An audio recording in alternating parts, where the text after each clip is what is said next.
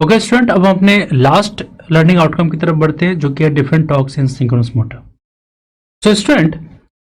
अब हम यहाँ पर डिस्कस करें different torques in synchronous motor. उसमें सबसे पहला जो टॉर्क है वो है लॉक्ड रोटर टॉर्क। ये क्या है? It is the minimum torque at any angular rotor position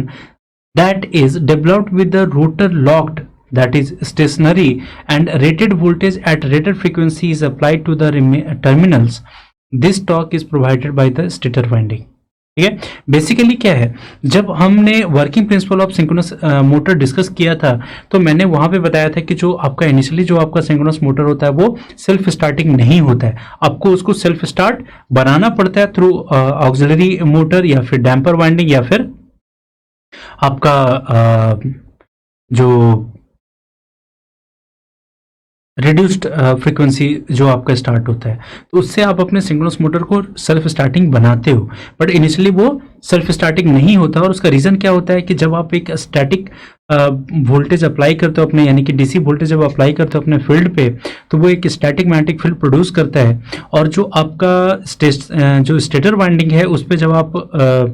three phase supply देते हैं तो वो जो मैग्नेटिक फील्ड डेवलप करता है वो सिंक्रोनस स्पीड पे डेवलप करता है, जिसके कारण आपके स्टेटर मैग्नेटिक फील्ड और रोटर मैग्नेटिक फील्ड के बीच में एक ही टाइम पे आपका वो फोर्स ऑफ अगर अट्रैक्शन अप्लाई कर रहा है तो नेक्स्ट इंस्टेंट पे वो फोर्स ऑफ रिपल्सन अटेम्प्ट करता है, और इससे आपका जो रोटर होता है वो अपनी पोजिशन पे ऑसिलेट करता रह जाता है, वो वहां से मूव नहीं कर पाता। तो इस टाइम पे जो आपका स्टेटर वाइंडिंग जो फोर्स ऑफ अट्रैक्शन और फोर्स ऑफ रिपल्सन हर एक पल में चेंज कर रहा है, तो वो जो फोर्स ऑफ अट्रैक्शन और रिपल्शन है वो मैग्नीट्यूड वाइज सेम होता है, बट उसका डायरेक्शन जो होता है वो रिवर्स हो जाता है, जिसके कारण आपका जो रोटर होता है वो रोटेट नहीं होता और वो सेल्फ स्टार्टिंग आप उसे नहीं कहते हो। तो उस टाइम पे जो स्टेटर वाइंडिंग के कारण यानी स्टेटर मैग्नेटिक फील्ड के कारण जो आपके रोटर मैग्नेटिक फील्ड पे फोर्स ऑफ अट्रैक्शन और रिपल्सन अप्लाई होता है, एक्चुअली आप उस टॉर्क को लॉक्ड रोटर टॉर्क कहते हैं। ठीक है, नेक्स्ट टॉर्क है, तो जो नेक्स्ट आपका जो टॉर्क है उसे बोलते हैं रनिंग टॉर्क। रनिंग टॉर्क क्या है? It is the torque developed by the motor under running condition. It is determined by the power rating and speed of the driven machine. तो बेसिकली क्या है कि जब आपका रोटर रनिंग कंडीशन में आ जाता है, जब आपका मोटर जब रन कर रहा होता है अपने सिंक्रोनस स्पीड पे, उस टाइम पे जो टॉर्क आपका डेवलप होता है आपके मशीन में, आप उसे जनरली बोलते हैं रनिंग टॉर्क। और जो रनिंग टॉर्क है आप उसे बहुत आसानी से निकाल सकते हैं आपके मोटर के जो पावर रेटिंग है और जो स्पीड है उससे, क्योंकि जो यहाँ पे जो आपका पावर रेटिंग होगा मोटर का वो that is equal to torque into speed होगा। तो उस पावर रेटिंग डिवाइडेड बाय जो स्पीड करोगे तो आपको ऑब्वियसली वो आपको आपका जो टॉर्क होगा, रनिंग टॉर्क होगा, वो आपको डिनोट कर देगा। तो रनिंग टॉर्क जो आपके रोटर के रनिंग कंडीशन में अप्लाई हो रहा है उसे बोलते हैं। तो स्टूडेंट, अब जो आपका नेक्स्ट टॉर्क है वो है पुल इन टॉर्क। और पुल इन टॉर्क क्या होता है? A synchronous motor is started as induction motor till it runs 2 to 5% below the synchronous speed. The DC excitation is then applied and the rotor pulls into step with the synchronously rotating field. The pull-in torque is the maximum constant torque at rated voltage and frequency under which the motor will pull a connected load into synchronism when the DC motor excitation is applied.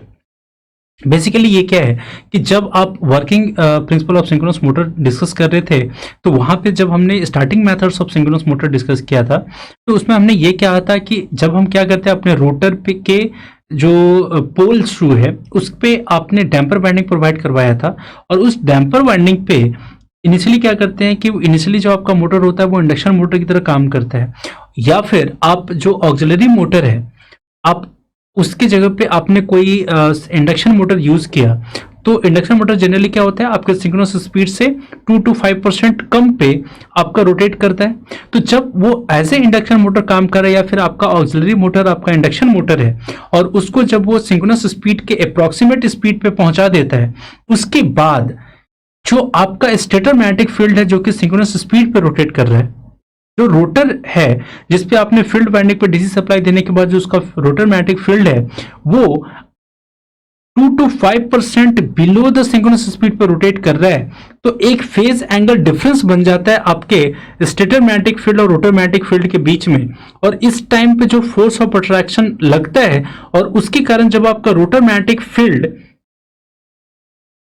आपके synchronous speed पे आकर के आपके स्टेटोमैटिक field और automatic field के बीच में जो magnetic lockup हो रहा था, वो जो टॉर्क है, जो कि आपके रोटेटिंग मैग्नेटिक फील्ड को आपके 95 to 98% सिंक्रोनस स्पीड से खींच करके 100% सिंक्रोनस स्पीड पे लेके आता है, वो पर्टिकुलर टॉर्क आपका पुल इन टॉर्क कहलाता है। ठीक है, और जो लास्ट टॉर्क है वो है,